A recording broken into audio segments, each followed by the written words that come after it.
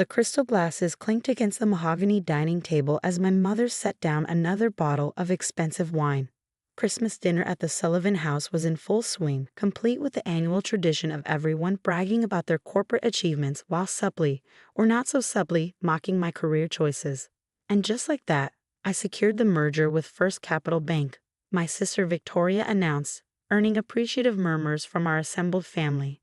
By next quarter, Sullivan Financial will be the largest banking software provider in the Northeast. I took another sip of water, trying to ignore the irony of her statement. If only they knew who really controlled the banking software industry. Olivia, my Aunt Margaret's sharp voice cut through my thoughts. Still doing that little website thing. All eyes turned to me, and I could feel the judgment radiating from each carefully maintained expression. At 33, I was the family disappointment, the one who'd walked away from a prestigious position at Sullivan Financial to start my own tech company. Yes, I replied simply, but before I could elaborate, Victoria let out a dramatic sigh. Still playing with your little website, she said, her voice dripping with condescension. You know, we're always hiring junior developers at Sullivan Financial. I could put in a good word. She's just not cut out for corporate success, my mother added, refilling Victoria's glass while pointedly ignoring mine. Not everyone can be a natural leader like your sister. I felt my jaw tighten but kept my expression neutral. If they only knew that my little website was actually Nova Tech Solutions, one of the most sophisticated financial technology companies in the world, operating through a complex network of shell corporations and subsidiaries. Well, not everyone can be as successful as Victoria, my father chimed in, beaming at my sister. She's about to revolutionize the entire banking industry with our new security platform. Victoria preened under the praise, but I had to suppress a smile. Their new security platform, if only they knew who really owned the underlying technology. Actually, I said carefully, I have some news of my own. Oh darling, my mother interrupted, perhaps save the small updates for another time. Victoria was just about to tell us about the new corporate headquarters. I fell silent, watching as my sister launched into a detailed description of Sullivan Financial's expansion plans. Let them have tonight, I thought. Tomorrow would change everything.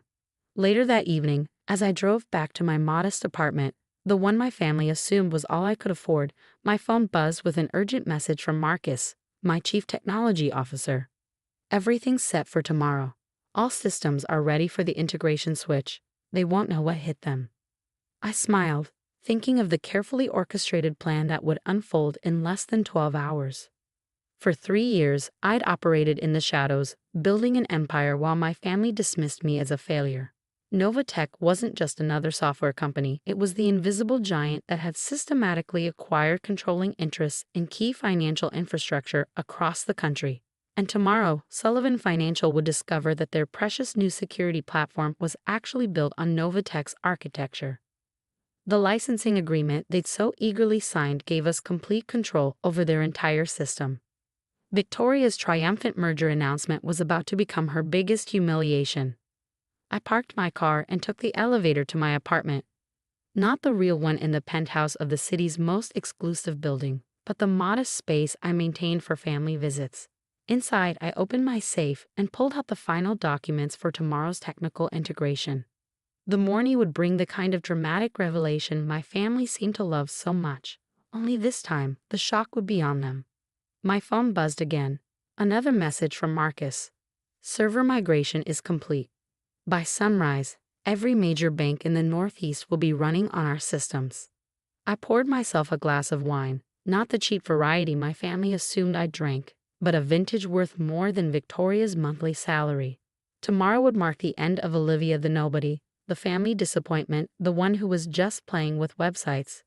Tomorrow, they'd learn exactly who I'd become while they were too busy looking down their noses to notice my rise. I opened my laptop to review the final stage of our plan. 3 years ago, when I left Sullivan Financial, I'd seen what they couldn't. That traditional banking software was vulnerable, outdated, and ripe for disruption. I tried to tell them, to convince them we needed to innovate. You're just jealous of your sister's success, my father had said dismissively. Leave the real technical decisions to those who understand them. So I did. I left the company and started building something better, something that would revolutionize financial technology while they clung to their outdated systems. What they didn't know was that their entire infrastructure now depended on my company's technology. I brought up the dashboard showing our global network, thousands of servers processing millions of transactions across every major financial institution in the country, all of it hidden behind layers of shell companies and subsidiaries, with Novatech quietly pulling the strings. Tomorrow, when the final integration was complete, every transaction at Sullivan Financial would route through our servers. Every decision they made would require our approval. Every dollar they moved would flow through systems I controlled. My phone chimed with a family group text from my mother. Don't forget, Sullivan Financial's big announcement tomorrow. Victoria will be on CNBC discussing the merger. I smiled, imagining the very different announcement that would actually be made. The carefully crafted press release was already prepared, revealing Novatech as the true power behind the banking industry's technological infrastructure. Opening my real email, not the basic account my family knew about, but the secure server used by one of the most powerful CEOs in tech, I reviewed the message that would go out to all Sullivan Financial clients tomorrow morning. The one explaining that their accounts were now being managed by Novatech's superior systems. The one revealing that the little website they'd mocked had become the backbone of modern banking. I walked to my window, looking out at the city where I'd built my empire in secret. Tomorrow, everything would change. Tomorrow, they'd learn that sometimes the quietest person in the room is the one you should watch most carefully. The next morning, I sat in my real office, the entire top floor of Novatech's headquarters, watching the sun rise over the city skyline. Across the street, the Sullivan Financial building stood proud and oblivious, its logo still illuminated in the early morning light. Ms. Walker, my assistant Sarah, appeared at my door. It's starting. I turned to my monitors, where dozens of screens showed banking systems across the country switching over to Novatech's infrastructure. Each transition was seamless, invisible to the average user, but revolutionary in its implications. Your sister just arrived at Sullivan Financial, Marcus reported, joining us with his tablet. She's about to go live on CNBC to announce the merger. I smiled, adjusting my Armanis suit, a far cry from the intentionally modest clothes I wore around my family. Has she tried to access any accounts yet? Not yet. But the board members are starting to arrive for the morning meeting. Several have already attempted to log in. Right on cue, my phone lit up with urgent messages from Sullivan Financial's tech support team. Messages meant for their senior management but quietly routed to my office instead. Multiple system access issues, unable to verify credentials, payment processing delays. I stood up, gathering my documents. Time to pay my family a visit.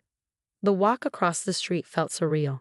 Through the glass walls of Sullivan Financial's lobby, I could see Victoria standing with a group of reporters, practicing her merger announcement. My father was nearby, beaming with pride as he watched his golden child prepare for her moment of glory. I stepped into the elevator, Marcus and Sarah flanking me with briefcases containing the evidence of our complete control over the banking system. The doors opened directly into the executive floor, where chaos had already begun to unfold. What do you mean all the accounts are locked? My father's voice boomed from the conference room. How can every single system be down? Victoria's interview prep had been interrupted, her perfect composure cracking as she barked orders into her phone. I don't care what it takes, get those servers back online now. I walked calmly into the conference room, followed by my executive team. Olivia. Victoria's voice rose an octave. What are you doing here? We're in the middle of a crisis. I know, I replied, setting my briefcase on the polished conference table. That's why I'm here. This is ridiculous, my father snapped. We don't have time for whatever small problem you're having with your website. Our entire system is down. No, I corrected him, nodding to Marcus, who began distributing folders to the stunned board members. Your system is working perfectly. It's just under new management. Victoria's perfectly manicured hand trembled as she opened the folder. What is this? The complete documentation showing Novatech's ownership of your core banking infrastructure, I explained, or more specifically, my ownership. The silence that followed was deafening. My father's face had gone pale as he scanned the documents. This is impossible, he whispered. Novatech is a multi-billion-dollar company. They control half the banking software in the country. Yes, I agreed. We do. We? Victoria's voice cracked. What do you mean we? I turned to the main screen, bringing up Novatech's true organizational structure. That little website you've been mocking, it was just the public face. Behind it, I built the largest financial technology company in the world. My mother, who had arrived just in time to witness the revelation, sank into a chair. But you work from that small office downtown. A front, I explained. Novatech operates in 40 countries. We own this building actually. And as of this morning, we control every transaction that flows through Sullivan Financial Systems. Why? My father demanded, his voice hoarse. Why go to all this trouble? I met his eyes across the table. 3 years ago, I tried to tell you our systems were vulnerable, that we needed to innovate or be left behind. You told me to leave the real technical decisions to those who understand them. Well, I did. I gestured to Sarah, who began passing out more documents. These papers detail exactly how outdated and vulnerable your current infrastructure is. Everything you've built is now dependent on Novatech's superior systems. Victoria's hands shook as she flipped through the pages. You'll destroy us, she whispered. No, I corrected. I'm saving you.